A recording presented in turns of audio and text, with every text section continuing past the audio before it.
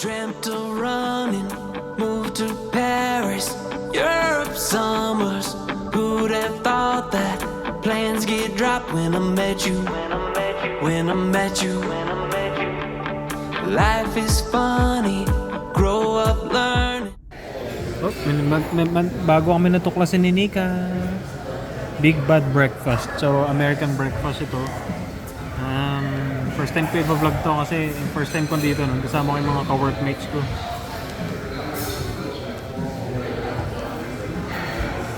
Ganda sa labas oh. American homes. Same, American breakfast siya. So, para siyang diner pero parang pinaganda nila yung style. So I got the cat head chicken kasi mukha daw siyang cat head. Sabi ata. And sa kanya is breakfast plate. Uy, busin mo yan ha. Antok na siya. Alright guys, kain muna kami. Donuts. Yes. Ayun, nabili siyang donuts. Alright, Walmart guys. Hanap ako ng avocado oil. Natuklasan ko yung avocado oil guys. Maganda siya sa high heat. Yan.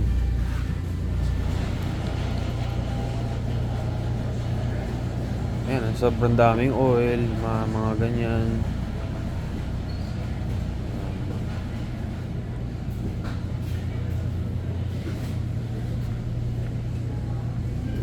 Ito, ayan, ginagamit ko guys, pang prito.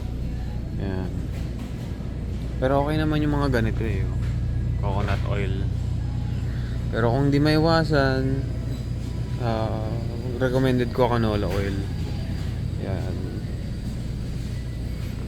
Kasi mas mura naman talaga ang mga vegetable oil, canola oil. Tingnan nyo ito, $12 na yan. Oh. Canola oil. Tapos yung ganito lang $13. Pero syempre health benefits naman eh. Hindi na tayo bumabata eh. Isang pasyente na lang ako.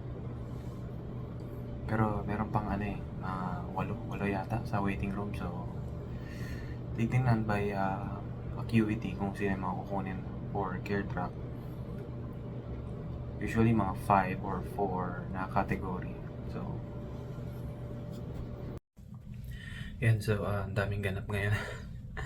May dinischarge akong 4 na pasyente. Tapos yung isa nilipat namin sa mas malaking room, yung parang trauma room namin. Kasi may laceration siya, malaki. Ayun. Yung iba, mga minor lang. Alam niyo naman pag urgent care or fast track or urgent care, mga minor lang. So yun lang yung mga hawak ko ngayon. Nandito ako sa break room, kumakain habang mabagal ang oras dito.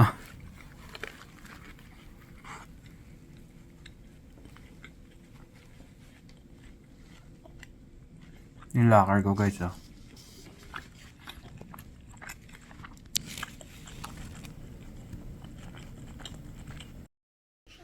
Hey guys! Happy Nurses Week! Ayan. Para sa mga nurses natin dyan, no? Thank you for your service. Oy.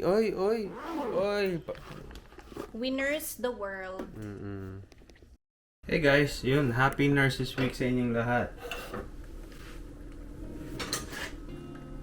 Kasi si Nika may pasok siya. So yun. Grabe, yung duty kagabi. Nag-umpisa na busy, but it died down around mga 3. Then smooth na. Minsan nga lang talaga mangyari yun. Mga kasama ko, pinipigilan na akong umalis. So yun nga, Happy Nurses Week sa inyong lahat. And of course, gusto ko rin naman i-share sa inyo kung bakit ako nag-share ng mga content about nursing, lalo na yung journey ko dito sa US at saka mga tips. Parang may konting kayo, may mabigyan kayo ng background ang nangyayari. Kasi guys, Nung college ka, ano talaga ako school bukol talaga ako Hindi ko ba alam bakit gusto ko naman mag-excel sa studies, pero nadidistract ako Talagang gusto ko mag-games, mga ganun, kaya hindi ako nakakapag-aral hanggang sa mag-board exam na. Nangungopya-ngopya nga lang ako sa mga classmate ko noon. Board exam, local license na nakatatlo akong take. Kasi nung yung pangatlong take ko dati, pinilit na lang ako ng kasama ko, ng kaibigan ko, ng classmate ko noon. Sabi ko, ayoko na ng nursing. Sabi ko, hindi ata para sa akin to, kaya bumakabagsak ako. So, nung kailan yung pangatlong take ko, nung kailan parang hindi ako nag-aaral, sabi ko, Lord, ikaw na bahala kung wala na lang to. Na lang, sagot-sagot na lang ako dito. Stuck na lang. Doon pa ako pumasa, so sabi ko, ano nangyayari? Sabi ko kay Lord ayoko na ng nursing, pero bakit binigay mo pa sa akin yung license? May plano ka sa akin Syempre, tuwan-tuwa tayo nun, di ba? Pero parang wala naman akong gana mag-apply nun sa mga hospitals. Kasi ang trabaho ko dati nun is medical transcription. So, typist talaga ako. Medical scribe, yan. So, hindi ako QWERTY keyboard mag-type, no? Dvorak keyboard ako mag-type. So, medyo alien ang ating typing, layout. Nagta-type ako ng from 60 to 70 words per minute. Nalihis yun hanggang sa napunta ako sa Bureau of Quarantine. Pilit na nga lang din yan pero parang blessing in disguise. Hanggang sa mapunta ako sa hospital, which 7 years akong no bedside experience kasi lahat puro parang BPO. Yan, mga non-voice na mga trabaho. Tapos yun nga, nag-quarantine ako pero hindi naman yung bedside experience considered as public health yun. Alam ko, nasabi ko na to basta parang ewan ko, peer pressure ba yun? Kasi sila may gustong puntahan na ibang bansa, tapos parang ako na lang yung walang plano. So sabi ko, mas marami akong kamag-anak sa US, so sige, US na lang. Kasi guys, talaga wala ako talaga akong plano noon mag-ibang bansa. Hate ko nursing kasi hindi parang, alam niyo yun, ang hirap mag-gets ng mga medical. Ewan ko ba, ambaga parang gusto ko yung nursing pag nag-aalaga na ako ng pasyente. Pero yung nursing sa knowledge and skills, parang nabibwisit ako kasi ewan ko, slow ko dati, slow learner talaga ako noon, kaya parang nakaka-pressure dahil yung mga matatalino mong classmate, parang hindi naman sa inaano ka, ginajudge ka, parang iba ang nila iba sila paano mag-isip Parang ikaw nahihiya ka na, parang na-out of place ka kasi ikaw yung mahina Siguro kaya nag-grow yung parang inis ko sa nursing dahil parang tine-question ko yung sarili ko noon, bakit ang hirap ko naman matutunan to pag nag-e-exam, bakit ang pabagsak-bagsak ako. Pero bakit pag nag-duty kami, alam niyo yun sa school, di ba niya, pag nag-duty kayo sa ward, mga ganyan, bakit parang gusto ko, kasi ang sarap pag tumutulong ka, pag ikaw yung nurse ng pasyente, parang nagte-thank you sa iyo, parang iba talaga yung pakiramdam. So balik nga tayo doon, sabi ko, sige, hanggang sa parang ayoko na lang, diba, graduate ako no, nakapasa nga ako ng board exam. Nawala rin yung talaga, yung passion o yung parang interest yun. Nawala yung interest ko sa pagiging nurse sa hospital. Of course, parang ba't pa ako magiging interested pumuntang US kung ang plano lang naman ng pag-US mag-nursing, parang ayoko na nga nun. Pero yun nga, nung nakabalik ako sa pag-nursing noon, nailihis-lihis ako, may plano sa akin si Lord. Sabi ko, US na lang ang country na pasukin ko. Hindi naman siguro prerequisite ang ibang bansa. Makakatulong siguro kasi mas magaganda mo yata mga gamit doon. sa Middle East, sa UK, mga ganyan, bago ko pumunta ng US. Kaso lang, sabi ng mga pinsan ko, ng mga nag-US hindi naman yun mga nag-ibang bansa muna bago mag-US. Sabi nila, tuturuan ka na dito, tsaka mas, mas madali kayo makapag-adjust kasi, kayo, magagaling kayo sa mga computer, mga ganyan. Kain-kain yan, mula Pilipinas hanggang US. Yan. So, talaga lakasan lang ng loob at saka commitment Hindi yung parang patakot-takot ka, baka masira ko to. Hindi. Kung ikaw ba yung engineer, gagawa ka ba ng isang bagay na madaling masira? Hindi, di ba? Tapos hanggang sa nagre-review ako ng NCLEX, yun talaga pinaka takot na takot ako kasi parang overthinker talaga ako Naiinis ako kasi iniisip ko yung NCLEX sobrang hirap. Pero, yun nga, in-over ko talaga yung aral ko nun. Pag may mga practice exams kami noon, hindi ko alam kung bakit nababagsak ko, pero nag-i-improve naman kapag nagpo-post test. Nag-i-improve minsan ng mga mga 3 to 4 points lang. Sabi ko, enough na ba yun? Pero pumasa naman ako isang take 85 questions. Kasi yung time ko yung maximum na items na 265 yata. So tumigil yung computer, yung tumigil yung exam ko sa pang 85 na question.